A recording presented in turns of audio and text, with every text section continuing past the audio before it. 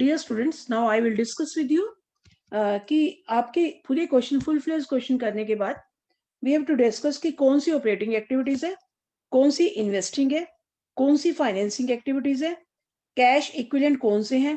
ये आपको ऑलरेडी पता है कि पूरे चैप्टर्स आपने कर लिए। उस चैप्टर के बाद इसलिए मैंने 1 to 5 क्वेश्चंस पहले नहीं करवाए थे कि पूरा चैप्टर करने के बाद ये जल्दी से समझ आ जाते हैं। आपका ये chapter board examination point of view से 8 मार्क्स का चैप्टर है, अकेला चैप्टर। तो इसमें कैसे मार्किंग स्कीम क्या आएगी, मार्क्स डिस्ट्रीब्यूशन क्या होगा, 1 + 1 + 6। ये 6 मार्क्स का एक क्वेश्चन आएगा पूरा। उसमें हो सकता है कि खाली ऑपरेटिंग एक्टिविटीज आ जाए और मैनी टाइम्स सारा पूरा कैश फ्लो स्टेटमेंट का क्वेश्चन भी पूछा जाता है। लेकिन जब कैश फ्लो का फुल फ्लेज क्वेश्चन पूछा जाएगा तो उसमें एडिशन इन्फॉर्मेशन 3 से ज्यादा नहीं होगी। तो ध्यान रखा जाएगा 6 मार्क्स का क्वेश्चन है, it should be solve in 12 minutes में।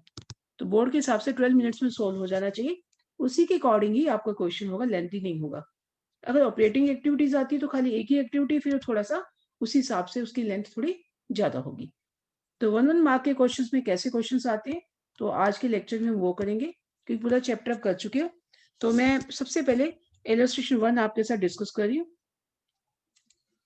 क्या है इलस्ट्रेशन 1 में, क्या दी सारे 1 मार्क क्वेश्चन ही है वहां पर। यानी इसमें क्लासिफाई करना है कि कौन सी एक्टिविटी ऑपरेटिंग है, इन्वेस्टिंग है और फाइनेंसिंग है। ऑपरेटिंग तो आपको पता ही, जो परचेज सेल से रिलेटेड है, जिस चीज का बिजनेस है उससे रिलेटेड जो भी एक्टिविटीज है दैट इज ऑपरेटिंग एक्टिविटीज। और इन्वेस्टिंग में जो एसेट से रिलेटेड है, जैसे एसेट खरीदी और बेची, नॉन करंट इन्वेस्टमेंट हो गया, बेच परचेज करना, सेल करना, वो इन्वेस्टिंग है। और फाइनेंसिंग में क्या आएगा, फाइनेंसिंग में शेयर कैपिटल, जितनी लॉन्ग टर्म बोरोइंग्स है और जितना लॉन्ग टर्म बोरिंग्स में डिबेंचर्स, पब्लिक डिपॉजिट, लोन सब आ जाते हैं। इसके अलावा शॉर्ट टर्म जो है उसमें जो आपकी, उसके बाद करंट लाइबिलिटीज में आता है कैश क्रेडिट और बैंक ओवरड्राफ्ट, वो भी फाइनेंसिंग एक्टिविटी है। तो बस इसके अकॉर्डिंग एक 1 मार्क का क्वेश्चन ऐसे बनता है, जैसे कैश सेल्स। अब सेल क्या है, ऑपरेशन है बिजनेस का, तो कैश सेल कौन सी एक्टिविटी हो जाएगी, operating. Point 1 cash cell.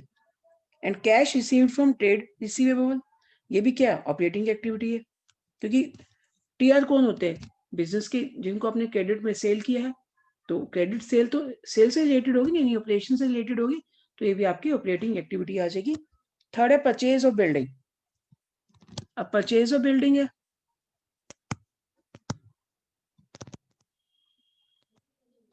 Asset है, तो एसेट चाहे परचेज करो चाहे सेल करो, this is investing activities.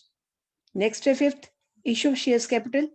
Share capital या डिबेंचर से रिलेटेड जो भी एक्टिविटी हो क्या आ जाएगी, आपकी फाइनेंसिंग एक्टिविटी। तो ये कौन सी एक्टिविटी होगी, फाइनेंसिंग एक्टिविटी। उसके बाद है buy back of equity shares, वो भी कौन सी आ जाएगी, फाइनेंसिंग एक्टिविटी। अब डिविडेंड पेड है, इस पॉइंट को ध्यान से देखना, डिविडेंड पेड।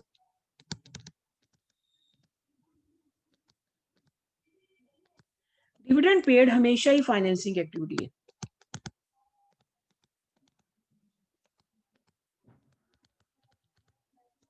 हमेशा ही कौन सी एक्टिविटी है, फाइनेंसिंग एक्टिविटी है डिविडेंड पेड।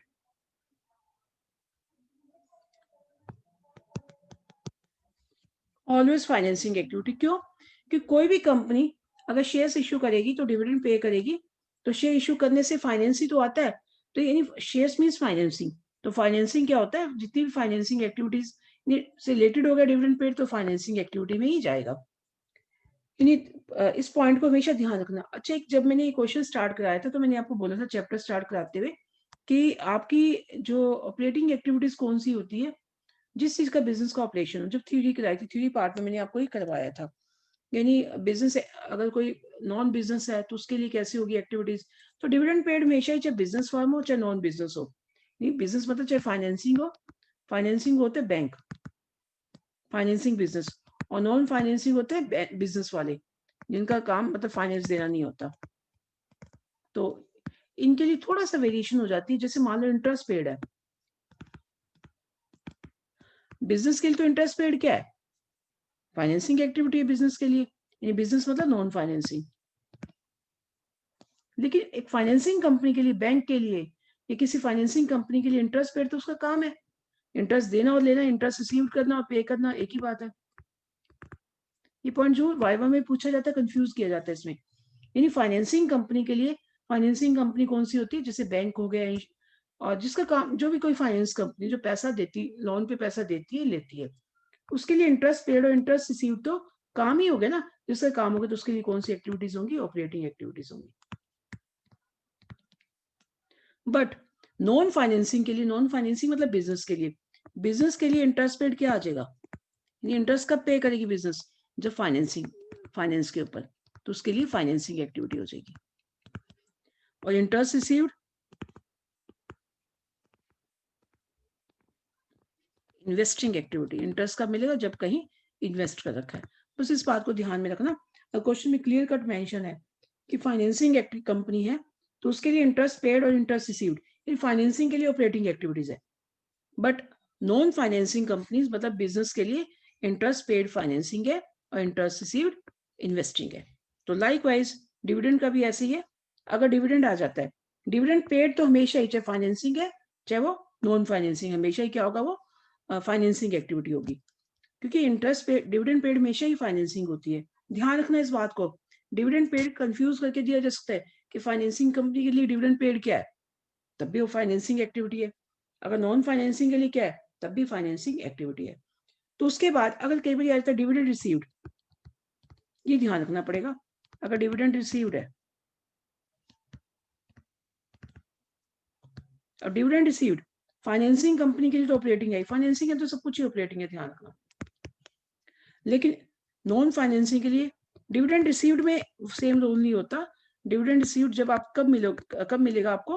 रिसीव कब होगा? जब आपने कहीं इन्वेस्ट कर रखा है। तो ये कौन सी एक्टिविटी हो जाएगी? इन्वेस्टिंग। नॉन बिजनेस के लिए, बिजनेस के लिए इन्वेस्टिंग होगी, और फाइनेंसिंग के लिए क्या हो जाएगी? उसका तो काम यही है, उसके लिए हो जाएगी ऑपरेटिंग एक्टिविटीज। तो ये दोनों पॉइंट अच्छी तरह से माइंड में रखना। नाउ 8th पॉइंट है इंटरेस्ट पेड ऑन डिबेंचर्स और लॉन्ग टर्म लोन्स। देखो यहाँ पर दो ऑप्शन दिए हैं, ए फाइनेंस कंपनी और बी नॉन फाइनेंस कंपनी। यानी फाइनेंस कंपनी के लिए जो मैंने अभी डिस्कस किया आपसे,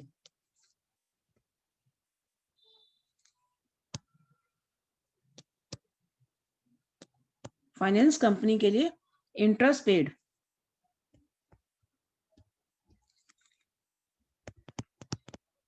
इंटरेस्ट पेड हो चाहे रिसीव्ड हो, मैंने पहले ही बता दिया आपको ये पॉइंट, दोनों ही उसका काम ही है इंटरेस्ट लेना और इंटरेस्ट लेना देना। तो दोनों क्या हो जाएंगी? Operating activities. दूसरा कौन सा ऑप्शन दिया? Non finance companies. अच्छा, फाइनेंस कंपनी में क्या आ जाते हैं? बैंक्स आ जाते हैं, म्यूचुअल फंड कंपनीज आ जाती हैं, इन्वेस्टमेंट कंपनीज आ जाती हैं, कोई भी फाइनेंस कंपनीज आ जाती हैं।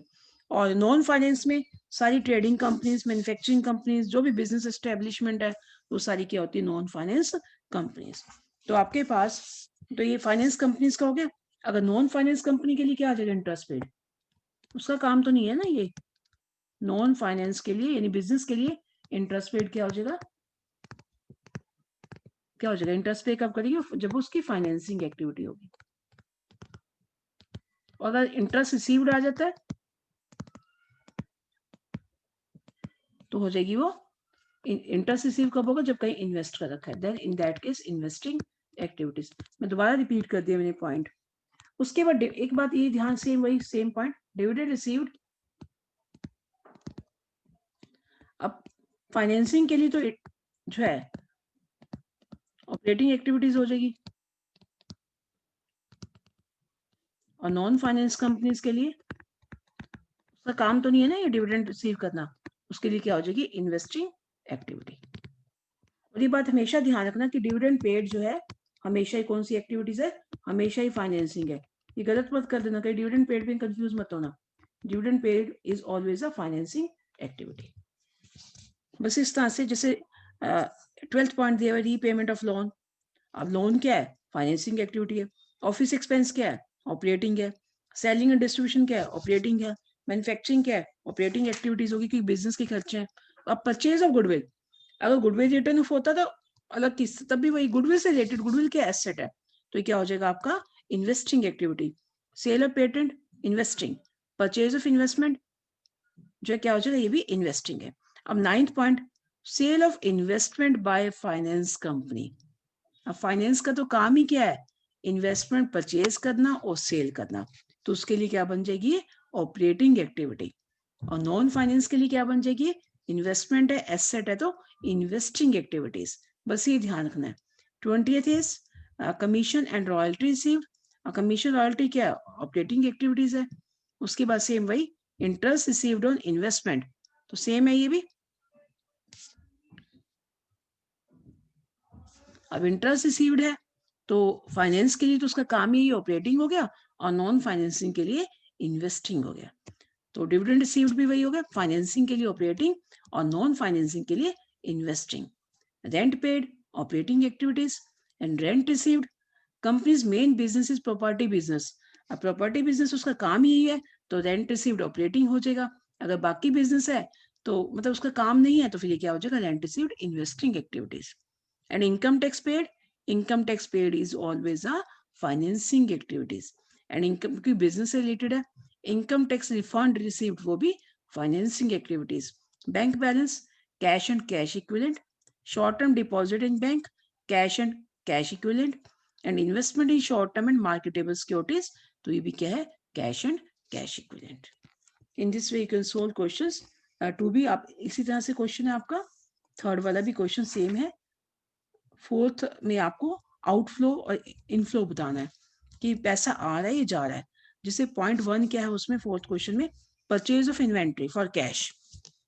यानी अगर क्रेडिट की कोई भी आइटम है तो फिर नो फ्लो आएगा। तो अगर यहाँ पर दिया हुआ है पॉइंट 1 है, purchase of inventory for cash, अगर आपने इन्वेंट्री परचेज की है तो पैसा जाएगा या आएगा। ऑब्वियस है, जब इन्वेंट्री परचेज की तो परचेज में कैश आउटफ्लो होता है, जाता है, और सेल में तो पैसा आता है ना, तो सेल में इनफ्लो होता है एसेट के केस में। यानी कोई भी एसेट परचेज करो तो पैसा जाएगा आउटफ्लो, अगर सेल करोगे तो इनफ्लो। तो इस तरह से क्वेश्चंस कुछ दिए हुए, तो पता ही लग जाएगा कि पैसा आ रहा है या जा रहा है। जैसे cash withdrawn from bank, cash withdrawn from bank क्या है, एक कैश आ रहा है और बैंक कम हो रहा है। वैसे कैश और बैंक दोनों ही कैश एंड कैश इक्विवेलेंट है, तो ये इसका कोई भी इफेक्ट नहीं पड़ेगा।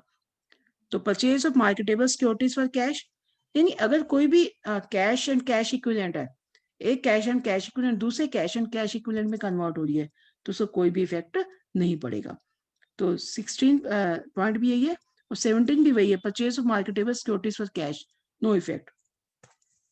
18 पॉइंट भी सेम है, sale of current investment for cash at par, तो इस पे भी कोई इफेक्ट नहीं पड़ेगा। इस तरह से आपके क्वेश्चन 5 तक बिल्कुल सिमिलर ही है, इनफ्लो आउटफ्लो। 4 और 5 क्वेश्चन तो इनफ्लो आउटफ्लो के, एंड 1 to 4 क्वेश्चन आपके operating, investing, financing activities and cash equivalent के। तो today you have to solve question 1 to 5 also. Thank you and have a nice day.